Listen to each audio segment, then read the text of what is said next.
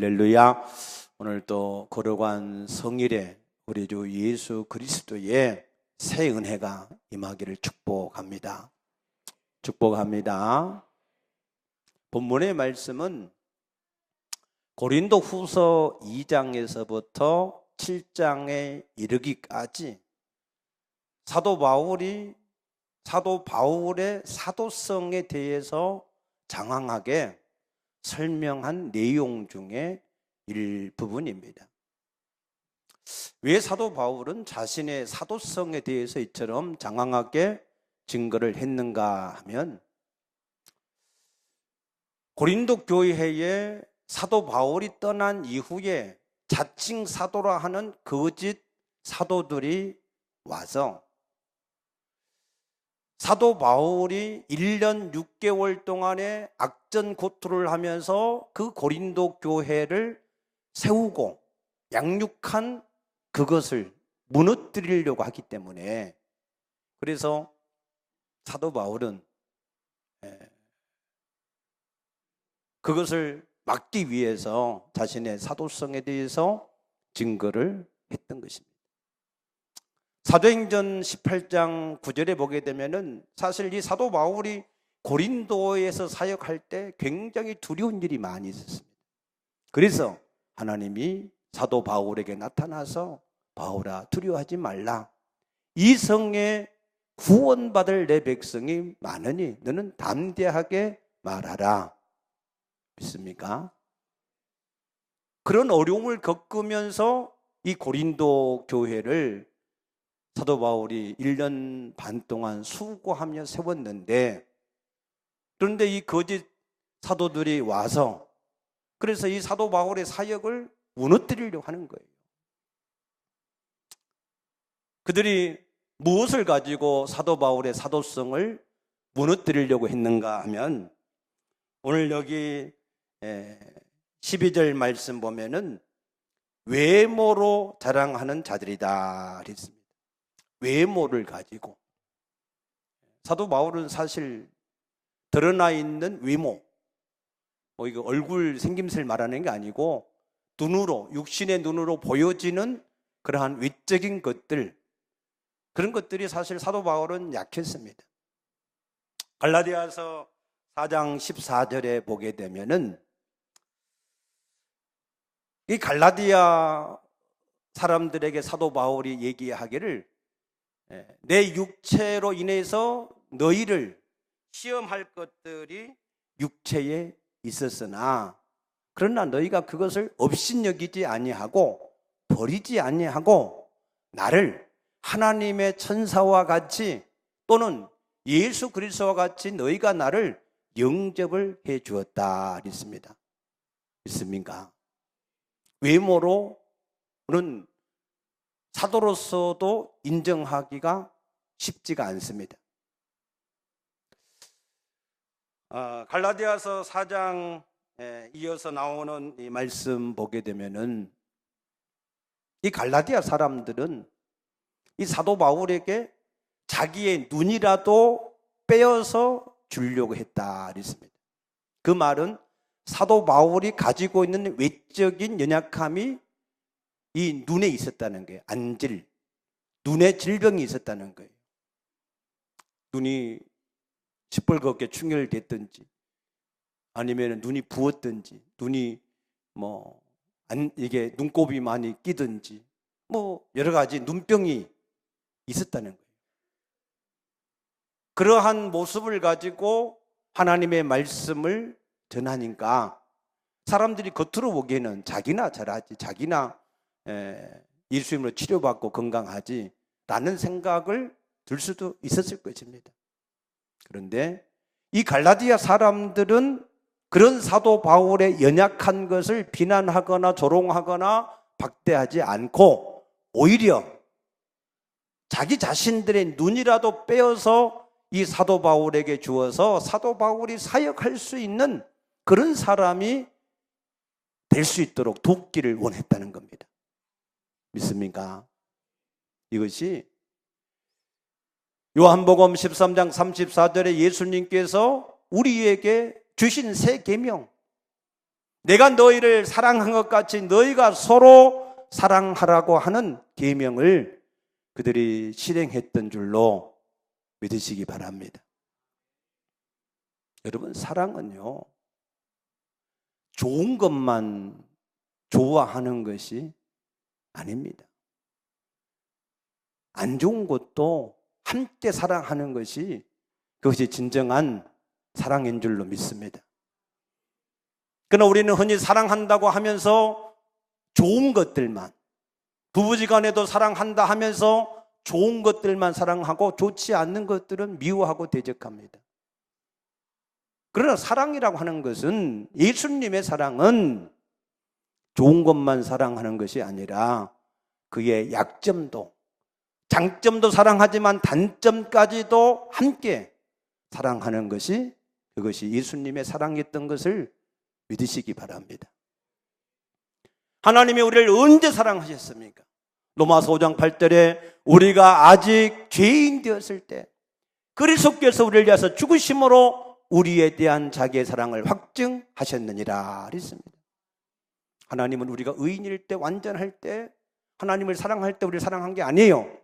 하나님을 대적하고 하나님을 찾지도 않고 하나님을 믿지도 않고 죄인 되었을 때, 그때 하나님께서 우리를 대신해서 그리스도를 주심으로, 십자가를 지심으로, 우리의 죄악을 담당함으로 우리가 그 은혜로 구원을 얻게 된 줄로 믿습니다.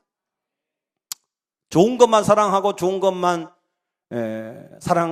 좋아하는 것은 이방인들도 하는 것이고 세리들도 하는 것이다 그랬습니다. 믿습니까? 우리 그리스도인들의 사랑은 우리가 모든 사람의 장점도 사랑하고 모든 사람의 단점도 함께 사랑하는 자가 되어야 할 줄로 믿습니다. 그래서 로마서 5장 15장 1절에 보게 되면은 우리의 강한 자가 약한 자의 약점을 담당할 것이니 누구든지 자기를 위해서 살지 않는다 그랬습니다. 아멘입니까? 여러분, 가정에서도 하나님의 사랑이 넘치기를 축복합니다. 부부지간에도, 부모와 자녀지간에도, 이웃지간에도 우리가 하나님의 사랑, 장점과 더불어서 단점도 함께 사랑할 수 있는 사랑, 그러한 사랑이 여러분에게 넘치기를 축복합니다. 갈라디아 사람들이 그렇게 될 수 있었던 것은 그들이 갈라디아 3장 3절에 보니까 성령으로 시작했다 그랬습니다. 할렐루야. 성령을 따라서 사는 사람들, 그런 사람들은 그런 열매를 맺게 되는 줄로 믿습니다. 이 고린도 교회에 가만히 들어온 이 자칭 거짓 사도들은 그러한 사도 바울의 약점을 오히려 이용해서 사도 바울의 사도성을 부인해서 자기들을 쫓게 만들려고 하는 그러한 계략을 가지고 그들이 그 일을 했었습니다. 그러나 사실 이 사도 바울의 약점은 하나님이 주신 것입니다. 믿습니까? 고린도 후서 12장 7절에서 9절 말씀 보게 되면은 이 사도 바울은 자기의 약한 것을 인하여서 하나님 앞에 3번이나 간절하게 기도했습니다. 하나님, 이 사단의 가시가 내게서 사라지게 하여 주시옵소서. 아무리 기도해도 하나님이 그것을 없이 하지 않는 거예요. 오히려 내 은혜가 내게 족하다 하시면서 없애주지 않는 겁니다. 왜 하나님께서는 이 사도 바울의 약한 그 약점을 없애주지 않으셨을까? 그 이유는 사도 바울이 하나님께로 받은 계시가 너무나 많은 거로 사도 바울이 그것 때문에 자고해서 넘어질까 봐서. 믿습니까? 여러분, 하나님이 여러분을 사랑하신 걸 믿으십니까? 하나님이 여러분을 온전한 구원에 이르게 하실 것을 믿습니까? 그 하나님은요, 우리가 교만하는 것을 절대 용납하지 않아요. 왜? 교만은 멸망의 선봉이고 패망의 앞잡이니까. 어떤 사람에게는 건강을 주면 교만할 것 같고 어떤 사람은 물질을 주면 그만할 것 같고, 어떤 사람에는 권세를 주면 그만할 것 같고, 어떤 사람은 가정이 평안하면 그만할 것 같은 그러한 사람들 각각 모두에게 교만하지 않도록 하나님께서는 그들에게 약점을 두시고 그들을 인도하시는 하나님인 것을 아시기 바랍니다. 약한 것이 나쁜 게 아닙니다. 믿습니까? 우리는 약한 것을 못 봐. 어떻게 하든지 그것을 해결해 버리려고 노력을 많이 하죠. 하나님은요, 우리를 암에 걸리지 않고 건강하게 살게 하시려고 때로는 우리에게 감기도 걸리게 하시는 거예요. 감기는, 이 암은 열에 약하잖아. 그러니까 열이 새어나가지 않도록 하나님이 감기로 인해서 콧구멍도 막아놓고 목구멍도 막아놓고 다 막아놓거든요. 그러면 속에서 막 열이 나가지고, 그러면 내 안에 있는 암이 다 녹아나고 깨끗하게 되어지는데, 아멘? 근데 그 열을 우리가 내야 되는데, 감기만 걸렸다 신호만 오면은 미리 가서 콧구멍 다 뚫어놓고 입구멍, 목구멍도 뜯어놓고 그 열을 다 빼버려. 그러니까 감기는 나을지 몰라도 암이 생길 수 있는 겁니다. 아멘. 믿습니까? 하나님은 우리를 때를 따라서 필요에 맞는 것을 주시는 거예요. 그래서 우리가 그걸 어떻게 살 것이냐? 사도 바울같이 살면 되는 겁니다. 사도 바울은 자기의 약한 것을 인하여서 낙심하고 그것 때문에 무너지지 않고 오히려 그의 약한 약점이 하나님의 능력을 이루어내는 통로가 되게 했다 그랬습니다. 믿습니까? 생각을 해보세요. 사도 바울이 눈에 보이는 안질이 있어서 하나님의 말씀을 증거하면 사람들이 거기에 대해서 어떤 반응이 생기겠습니까? 그 사도 바울의 말을 신뢰하겠습니까? 그래서 사도 바울은 더 하나님 앞에 간절하게 기도하고 또 기도해서 자기의 외모가 아니라 하나님의 능력으로, 아멘, 능력으로 그 말씀이 증거가 되어져서 그 사람들의 마음이 그 하나님의 말씀에 붙잡혀서 구원받을 수 있도록 하기 위해서 더 하나님을 의지했던 것을 믿으시기 바랍니다. 믿습니까? 하나님은 때로는 우리에게 약한 것들을 두시는 거예요. 그걸 너무 막 인본주의적인 방법으로 다 해결하려고 하지 마시고 그것 때문에 더 하나님 앞에 겸손하고 더 하나님을 의지해서 그 모든 문제를 풀어나가면 여러분이 온전하여서 이룬 것보다도 훨씬 더 뛰어나고 놀라운 능력으로 여러분의 삶이 풀어지게 될 줄로 믿으시기 바랍니다.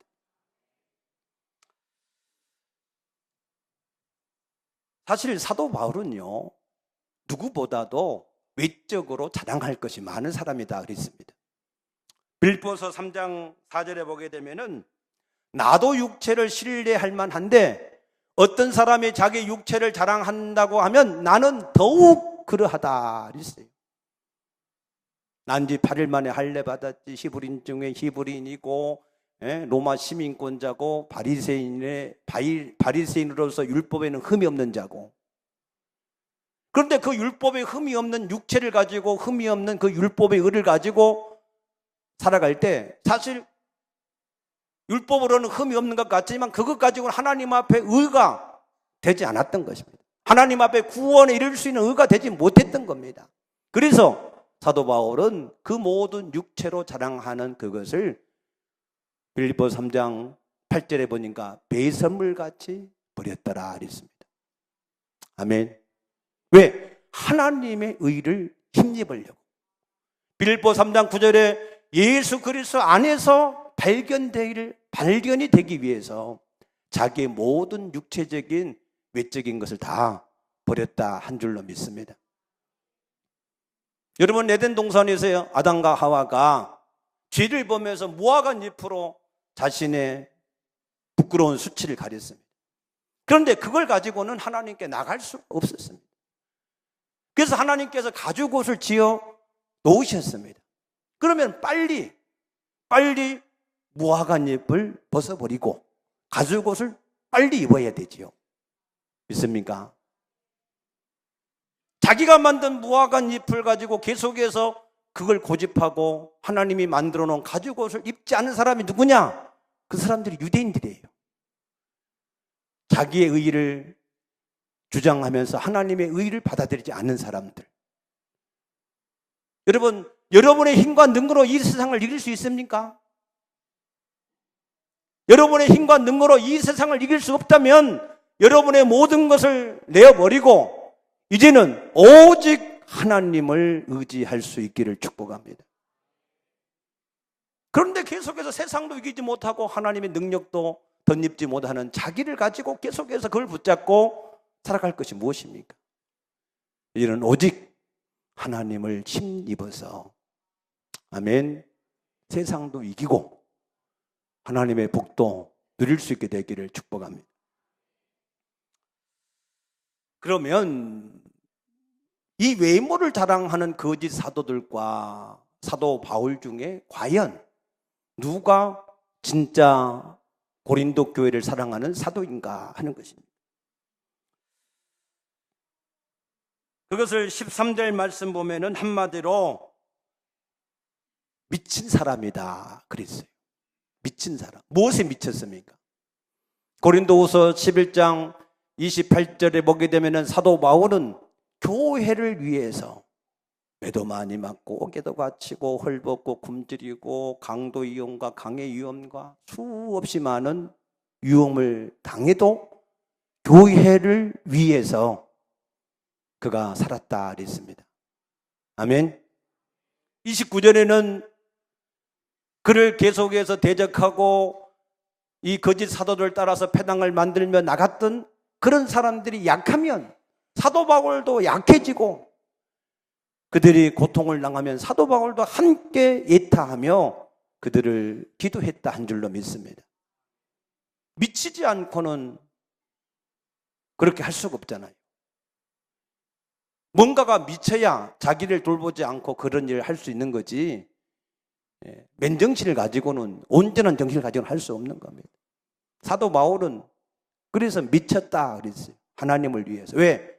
하나님의 사랑이 강권하시기 때문에. 아멘. 여러분들 속에 하나님의 사랑이 강권할 수 있기를 축복합니다. 교회를 위해서, 이웃을 위해서 미칠 수 있는 여러분이 되시기를 축복합니다. 그게 복입니다. 예수님도 요한복음 10장 10절과 11절 말씀 보게 되면은 선한 목자는 양떼를 위해서 자기 목숨을 버리는 자고 삭구는 양도 자기 양이 아니므로 이리가 나타나면 양을 버리고 도망가므로 이리가 양떼를 해친다 그랬습니다. 그러면은 이 사도 바울, 참 목자된 사도 바울이 고린도 교회에 권면하는 내용이 무엇인지, 오늘 우리에게 권면하는 내용이 무엇인지를 우리가 알아야 됩니다. 오늘 여기 17절 말씀 보면은 그런즉 누구든지 그리스도 안에 있으면 새로운 피조물이라 이전 것은 지나갔으니 보라 새 것이 되었도다 그랬습니다. 하나님께서 예수 그리스도를 통하여서 우리를 새 것으로 만드신 줄로 믿습니다. 이것은 고장난 것을 수리해서 새 것이 되게 만든 수준이 아닙니다. 완전히 차가 새 차를 뺐는데 사고 나서 다시 카센터에 공장 가서 이걸 새롭게 수리해서 나온 게 아니에요. 그 정도 수준이 아닙니다. 완전히 다시 새 차로 내준 것과 똑같습니다. 믿습니까? 하나님께서 우리를 새롭게 하신 이 새로움은 완전한 새로움이에요. 완전한 새로움. 에덴에서 아담과 하와보다 더 좋은 새로운 것인 것을 믿으시기 바랍니다. 어떻게 새롭게 된 것입니까? 이전에는 요한복음 8장 44절에 마귀의 자녀였습니다. 그러나 요한복음 1장 12절에 하나님의 자녀가 되게 하셨습니다. 이전에는 에베소서 2장 2절의 말씀처럼 사단의 종이었습니다. 거기에 눌려서 살았습니다. 그러나 이제는 마가복음 3장 15절 말씀처럼 오히려 그 사단을 다스리는 자가 된 줄로 믿습니다. 전에는 우리가 사망에 매여서 일생 동안 종로로 사는 자였으나 그러나 이제는 우리가 영생을 얻은 자인 줄로 믿으시기 바랍니다. 전에는 우리가 진노의 대상이었으나 이제는 우리가 하나님의 축복의 대상인 줄로 믿습니다. 전에는 우리가 질그릇이었으나 그래서 깨어지기 쉬웠으나 우리 안에 보배를 가짐으로 우리가 어떤 상황에서도 망하지 않는 자인 줄로 믿습니다. 전에는 우리가 아무것도 없는 자였으나 이제는 우리가 모든 것을 가진 자인 줄로 믿습니다. 전에는 우리가 무능한 자였지만 이제는 우리가 무엇이든지 할 수 있는 능력이 사람이 된 줄로 믿으시기 바랍니다. 전에는 우리가 우리 육체가 후패함으로 늙어감으로 점점 소망을 잃어가는 사람이었으나 이제는 우리 영원한 부활체 몸이 우리 가운데 있어서 우리의 몸이 후패할수록 더욱 소망이 넘치는 사람이 된 줄로 믿습니다. 한마디로 얘기해서 전에는 하나님이 없는 사람이므로 망한 사람이었고 이제는 하나님이 우리와 함께 하심으로 우리의 모든 것에 부족함이 없는 사람이 된 줄로 믿습니다. 그러면 우리가 이제 어떻게 살아야 되느냐? 하나님이 우리를 이처럼 새롭게 하셨는데 어떻게 살아야 되느냐 하는 것이죠. 그 첫 번째가 15절 말씀 보면 이제는 자기 자신을 위해서 살지 말고 오직 주를 위해서 사는 자가 되어야 한다 그랬습니다. 믿습니까? 하나님이 여러분을 새롭게 하셨습니까? 그러면 이제 전에는 자기를 위해서 살았어요. 전에 자기 욕심을 위해서 무엇을 입을까 먹을까 마실까 어떻게 더 많이 차지할까 어떻게 더 높은 곳에 올라가 볼까 그러한 육체의 소욕을 위해서 염려하며 살았습니다. 그 사람의 결과가 무엇입니까? 갈라디아서 6장 8절에 육체를 위해서 심는 자는 육체로부터 썩어진 것을 거두게 될 것이다 그랬습니다. 아멘입니까? 여러분이 아무리 모든 것을 다 가지고 그것을 아무리 누리고 이 땅에 살았다 할지라도 마지막 결론은 그 육체로부터 거둘 수 있는 것은 오직 썩어지는 시체밖에는 거둘 것이 없는 것을 깨닫게 되시기를 축복합니다. 그러나 우리가 주를 위해서 살면 이 땅에서 우리가 100배를 얻게 되고 영생을 얻게 되고 하나님 나라의 상급이 있고 아멘입니까? 그리고 주를 위해서 사는 것이 그것이 영원히 자기를 위해서 사는 것임을 믿으시기 바랍니다. 자기를 위해서 살면 죽고 화장돼서 땅으로 돌아가는 것으로 모든 것이 끝입니다. 그러나 주를 위해서 사는 사람은 주를 위해서 이 땅에서 시간과 물질과 마음과 힘과 모든 것을 심은 것은 찬물 한 그릇도 이 땅에서 결코 상을 잃지 않고 하나님 나라에서 영원한 것으로 남게 되는 것을 믿으시기 바랍니다. 여러분이 여러분을 위해 살다가 모든 것을 시체만 썩어질 것만 거두기를 원하겠습니까? 아니면 여러분이 이 땅에 살아간 그 모든 것이 여러분에게 영생에서 영원한 여러분의 상급으로 남아 있기를 원하십니까? 그러므로 여러분들이 주를 위해서 사는 사람이 되시기를 축복합니다. 두 번째로 16절 말씀 보게 되면은 모두 이제는 자기를 육체대로 알지 않고 그랬어요. 그리스도 안에서 새롭게 자기를 발견하고 살아야 된다 그랬습니다. 마태복음 13장 55절에 보게 되면은 예수님도 사람들이 육체로 알았어요. 육체. 그 아버지가 목수 요셉이 아니냐, 그 어머니가 마리가 아니냐, 그 형제가 야고보, 요한, 야고보, 유다, 시몬 그런 이 형제가 아니냐, 그 누이들이 우리와 함께 있는 거 아니냐, 그 고향이 나사렛 시골뜨기가 아니냐, 육체대로 알았습니다. 그러나 예수님은 실상이 하나님이셨고 그리스도였습니다. 믿습니까? 그래서 우리도 이걸 잘 이해하셔야 돼요. 그리스도 안에서 우리가 새롭게 되어졌습니다. 그러므로 이전에 여러분이 여러분을 알던 것을 이제는 버려야 돼요. 믿습니까? 버려야 돼. 새롭게 아셔야 돼. 요한복음 6장에 보게 되면은 예수님이 자기에게 오는 많은 무리를 보고 빌립에게 이 사람들을 위해서 어떻게 우리가 먹일 수 있겠느냐 했을 때 빌립이 계산을 딱 했어요. 이 사람들을 먹이려면 200데나리온의 돈이 필요합니다. 200데나리온의 돈이 있어도 당장 떡을 구할 수가 없어서 안 됩니다. 이 빌립의 계산은 빨리 했지만 그 계산 속에는 예수님이 빠졌던 겁니다. 믿습니까? 그러나 안드레는 물고기 2마리와 떡 5덩어리, 비록 어린아이의 도시락 한 번에 분량밖에 되지 않지만 주님께서 그 일을 통해서 역사하시면 무언가가 이루어질 것이다. 안드레의 계산 속에는 예수님이 있었던 것을 믿으시기 바랍니다. 그래서 예수님은 그걸 가지고 5,000명이나 먹이시고 12바구니나 남게 거두게 하신 줄로 믿습니다. 여러분 분명히 이 사실을 기억하시기 바랍니다. 여러분은 여러분 혼자가 아닙니다. 믿습니까? 사무엘상 17장에 보게 되면은 블레셋이라고 하는 사람들이 큰 장수 골리앗을 앞세워서 이스라엘 나라를 침략했습니다. 그때 왕이었던 사울왕과 다윗의 형들도 그 전쟁에 나갔었는데 무서워서 두려워서 40일 동안 꼼짝도 못하고 두려워서 벌벌 떨었다 그랬습니다.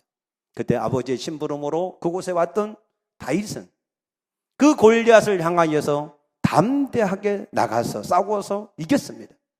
왜 사울과 그 형들은 왜 두려워서 무서워서 할 수밖에 없었느냐? 그는 자기 자신만 생각하고 골리앗 앞에 자신을 생각하니까 두렵고 무서울 수밖에 없습니다. 하나님이 함께 하신 것을 그들이 잊어버린 겁니다. 그러나 다윗은 자기와 함께 하신 하나님을 기억할 때 골리앗이 비록 크고 대단한 장수가 맞지만 그러나 하나님 앞에는 아무것도 아닌 것입니다. 그래서 담대하게 싸워서 나가서 이길 수가 있었던 줄로 믿으시기 바랍니다. 이것을 우리가 항상 잊어버리지 마세요. 왜 우리가 자꾸 이것을 잊어버리는지 몰라요. 무슨 일만 나가면 두려워서 염려하고 근심하고 걱정을 많이 합니다. 그러나 하나님이 함께 하시면 그 모든 것에서 우리가 자유할 줄 믿으시기 바랍니다. 그래서 히브리서 13장 5절에 돈을 사랑하지 말고 있는 말을 족한 줄로 알라. 하나님이 너희를 결코 버리지 않고 떠나지 아니하리라. 믿습니까? 하나님이 나를 돕는 자시면 우리가 무엇을 두려워하리요? 그랬습니다. 아멘입니까? 그래서 우리가 그리스도 안에 새롭게 된 사람은 하나님이 함께하는 사람인 것을 기억하시기를 축복합니다.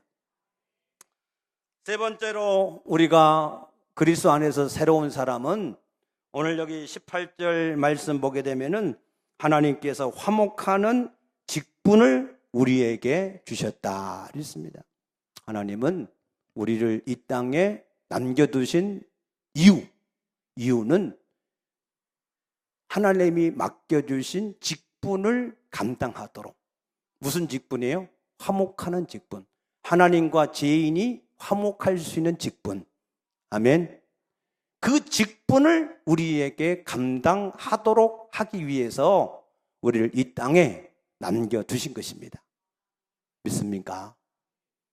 여러분, 사명이 우리를 살리고 우리를 복되게 하는 것을 믿으시기 바랍니다. 어떤 사람은 사명을 감당하라고 하면은 나는 부족한데, 나는 연약한데, 나는 바쁜데 내가 사명을 감당할 수 없노라고 사명을 팽개치고 그렇게 살아가는 사람이 있습니다. 아닙니다. 모세도 예수님도 사도 바울도 사명이 있을 때 그들이 이 땅에서 건강하고 힘이 있고 능력이 있었습니다. 사명이 없어질 때 육신에 힘이 있어도 물질이 있어도 젊어도 그 생명이 이 땅에서 떠나갈 수 없었음을 아시기 바랍니다. 사명은 우리의 축복의 통로입니다. 열왕기상 3장 10절 이하의 말씀에 보게 되면 솔로몬이 하나님 앞에 1000번제를 드리며 하나님께서 나를 왕으로 세우셨사오나 나는 어린아이라 출입할 줄을 모르고 주께서 맡기신 백성을 내가 치료할 수 없사오니 내게 지혜를 주시옵소서 그랬을 때 하나님은 그것이 마음에 든지라 마음에 맞는지라. 아멘. 솔로몬이 자기의 원수를 갚는 것이나 장수나 부귀나 영화를 구하지 않고 하나님께서 맡기신 사명을 위해서 구할 때 하나님의 그것이 너무 마음에 깊었다는 거예요. 믿습니까? 왜 많은 사람들이 사명을 위해 살지 않고 자기의 그런 것을 위해서 사는데 솔로몬은 달랐다는 거예요. 그래서 하나님께서 그가 구하지 않는 부귀와 영화와 그의 모든 원수 갚는 모든 것들을 솔로몬에게 더해 주신 줄로 믿으시기 바랍니다. 할렐루야. 그러면 우리가 감당해야 될 사명이 무엇일까? 우리는 어떤 사명이 있습니까? 첫째는 예수님을 주인으로 섬겨야 됩니다. 전도서 12장 13절에 보니까 이것은 우리 인생의 본분이다. 그래서 본분. 우리는 먹고 살기 위해 사는 것이 아닙니다. 부귀와 영화를 사는 것이 아닙니다. 우리는 예수님을 하나님을 주인으로 섬기기 위해서 사는 존재인 것을 믿으시기 바랍니다. 그것을 알지 못하면 그는 알지 못한 자가 되는 것입니다. 하나님이 우리를 지으셨잖아요. 왜 지으셨어요? 하나님의 영광을 위해서 지으신 줄로 믿습니다. 우리는 살든지 죽든지 그 하나님을 위해서 사는 것이 우리 인생의 본분이라고 하는 사실을 기억할 수 있게 되기를 축복합니다. 두 번째 우리의 사명이 무엇입니까? 하나님이 세우신, 주님이 세우신, 피로 값주고 세우신 그 교회를 세우는 것입니다. 이것이 우리 축복의 통로입니다. 학개서 2장 19절 말씀 보니까 하나님의 성전을 건축하는 그런 자들에게 오늘부터 내가 너에게 복을 내리리라 약속하셨습니다. 믿습니까? 하나님의 교회를 세우는 그 일이 우리의 축복의 통로가 되는 것을 믿으시기 바랍니다. 세 번째로 우리는 하나님의 복음을 땅끝까지 전파해야 합니다. 아멘. 디모데후서 4장 2절에서 보면은 이것은 우리의 심판의 기준이다 그랬습니다. 우리가 하나님 앞에 가서 심판할 때 우리가 무엇을 얼마만큼 했느냐, 거기에 대한 심판이 하나님의 복음을 위해서 얼마만큼 이 복음을 전했느냐 하는 것이 우리에게 심판의 기준이 된다고 하신 사실을 믿으시기 바랍니다. 마지막으로 여러분에게 한 가지만 권면하고 마치겠습니다. 여러분이 예수를 주인으로 영접해서 성령으로 거듭난 것이 맞습니까? 예수를 주인으로 모셔서 성령으로 거듭난 사람이 맞다면, 그럼에도 불구하고 여러 가지 문제가 있다면, 그것이 영적인 문제든 육적인 문제든 물질의 문제든 자녀의 문제든 사업의 문제든 어떤 문제든 간에 그런 여러분에게 문제가 있다면 답은 한 가지입니다. 술 취하지 말라 이런 방탕한 것이 오직 성령의 충만을 받으라. 아멘. 우리가 이제부터 예수를 진실로 주인으로 영접해서 거듭나서 구원받은 사람이 맞다면, 그러면은 우리의 모든 문제는 성령의 충만함을 우리가 받기만 하면 성령께서 우리 가운데 역사하심으로 그 모든 문제가 다 해결될 줄로 믿으시기 바랍니다. 믿습니까? 그러므로 염려하지 말고 오직 성령의 충만함을 어떻게 내 가운데 이룰 수 있을 것인가 하는 것에 여러분의 모든 포커스를 맞추어서 성령의 충만함이 이룰 때까지 다른 것을 놔두고 성령의 충만함이 임할 때까지 전무할 수 있게 되기를 축복합니다. 그러면 모든 문제가 해결돼요. 사도행전을 읽어보면은 하나님의 성령이 그들 가운데 임하니까 모든 문제 해결됐어요. 살아가다 또 문제가 생기니까 다시 성령의 충만함을 받을 때 모든 문제가 사도행전 4장에서 해결됐습니다. 사도행전 6장에서도 문제가 생길 때 다시 성령의 충만함이 임하니까 모든 문제 해결되었습니다. 믿습니까? 그러므로 여러분들이 여러분 인생의 모든 문제가 해결될 수 있는 유일한 방법은 다른 방법이 없습니다. 오직 성령의 충만함을 받게 되면 여러분의 모든 고민하는 것들이, 염려하는 것들이 다 해결될 줄로 믿습니다.